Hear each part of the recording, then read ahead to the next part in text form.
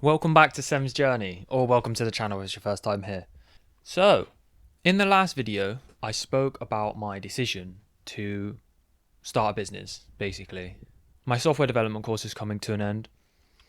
And I've been doing that software development course for a year. I've got about a month left, almost finished. And I decided in the previous video I spoke about that I decided to start a business. I was kind of deliberating between getting a job or starting a business with these new, skills that I've learned. And I decided to start a business. There's a lot of reasons for that. I'm not going to go into that here. You can watch the previous video.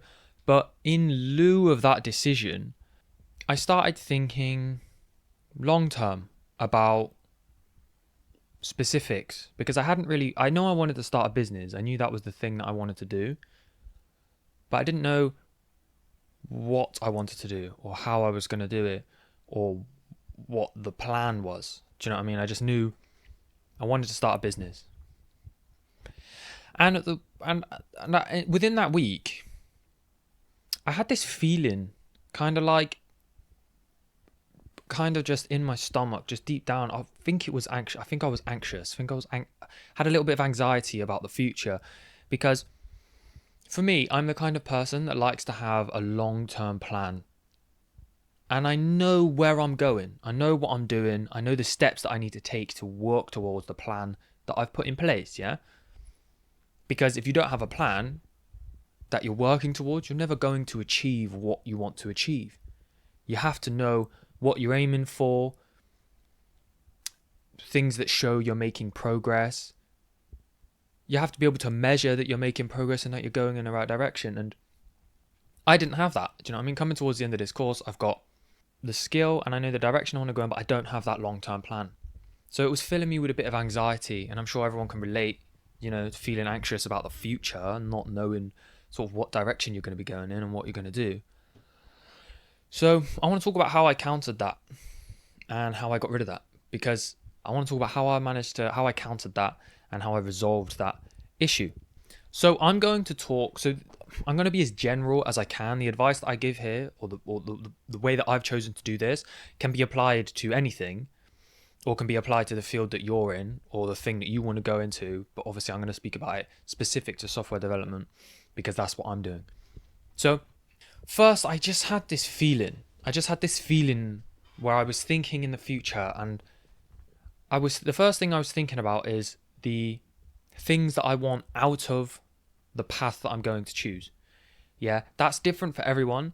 For me, I've spoken about them in previous videos, but just very quickly, is financial freedom, location freedom, time freedom, me being my own boss, and I want to make a very good amount of money, yeah, to live the life that I want. So first, I had to define what was the kind of amount of money that I wanted to make. So for me, it was 150 grand a year. That's my goal. Yeah, I want to make 150. I want to have a run rate of 150,000 pounds a year. So I was thinking, right, how can I do that? Now, being employed as a software developer in the UK doesn't actually make you that much money. Doesn't make you anywhere near that much money. Yeah, it doesn't make that amount of money, especially when you be a senior and have loads of experience to make like 70 grand, 60, 70 grand. Skills in the UK are severely underpaid in comparison to somewhere like the US, where you hear about software developers making 200 grand a year, like $200,000, 250,000. They make significantly more. Again, look at the previous video as to why I'd rather have a business. I'm not going to go into the reasons here.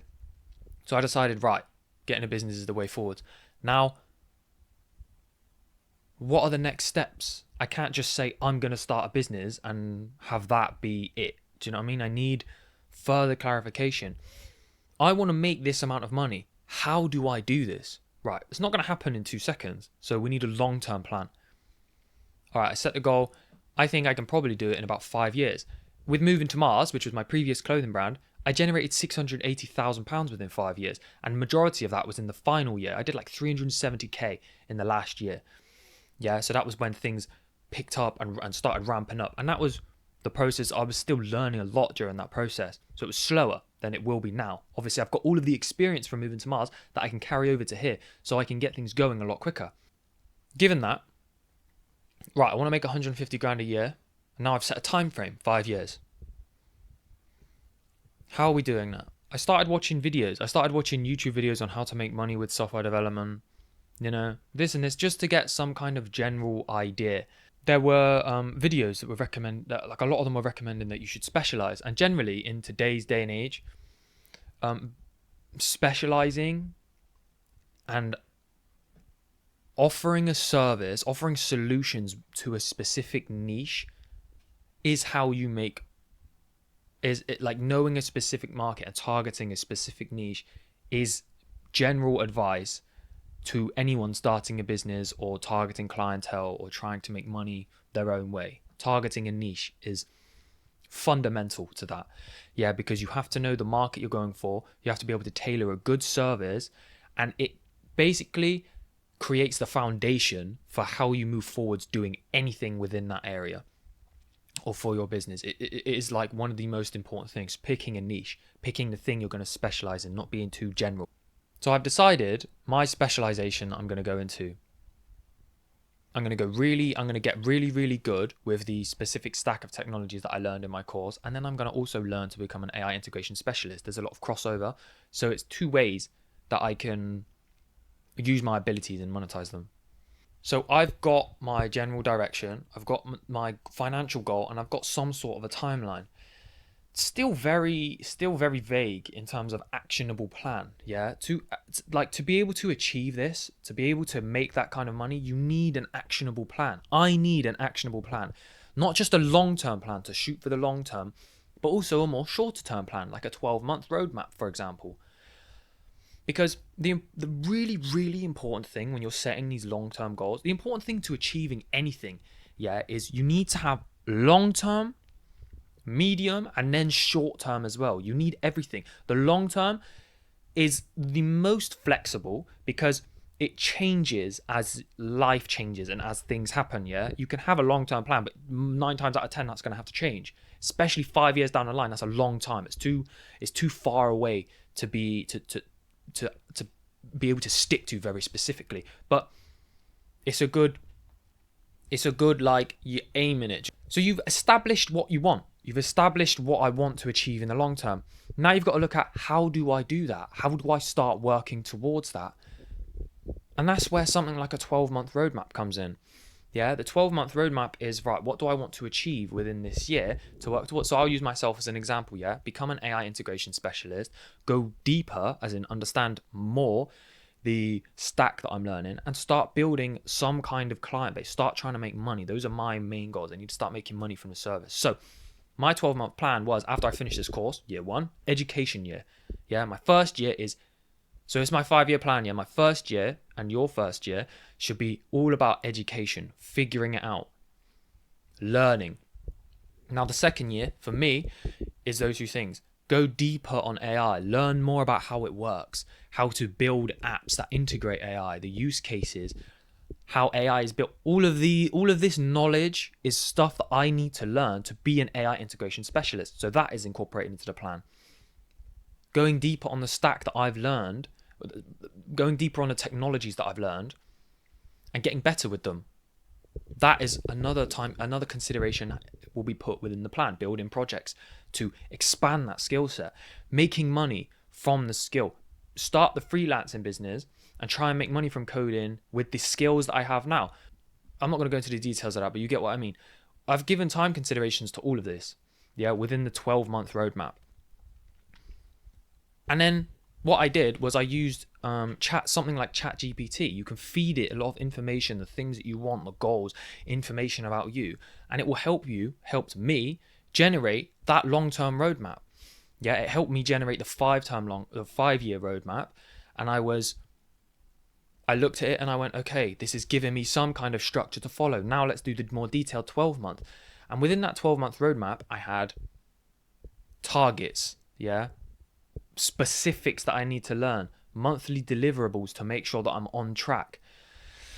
All of these things are super, super important for working towards something. You need monthly deliverables to know, monthly deliverables being things that you do, or not monthly, but maybe like, so for me, it's broken up quarterly, every 3 months. Yeah, a quarter of a year is every 3 months. So it's deliverables by quarter, targets by quarter, and broken down by the time frame to do those specific things. Yeah, it's a structure. You need a structure to be able to achieve anything, because without structure, you're just kind of going with the wind, and you don't have any visible markers to know if you're progressing or not. It's so important to have markers to measure yourself against, not other people, your own markers to measure yourself against, to know that you're progressing. You have to see that you're progressing if you want to achieve that thing that you're aiming for. You have to set yourself goals, yeah? The long-term goals and the shorter-term goals.